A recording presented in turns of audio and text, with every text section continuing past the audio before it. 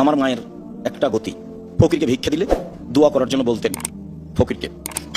যেদিন আমি বাংলাদেশ থেকে ইন্ডিয়া চলে যাই, তা আমি সকালে সকালে বাইরে থেকে এসেছি, যেভাবে চলে যাব, বাড়িতে ঢুকে আমি বলছি চাঁপাইনবাবগঞ্জের ভাষাতে, মাকে আমি ইন্ডিয়া চলে যাচ্ছি।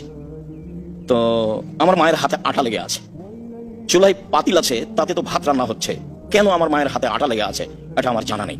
আমার মা আমাকে বলছে যাস না, পুলিশে ধরে মারবে। তাই আমি বললাম না, আমি চলে গেলাম। তা আমার মা চুলার পাশ থেকে উঠে আমার পিছে পিছে হাঁটতে লাগলেন।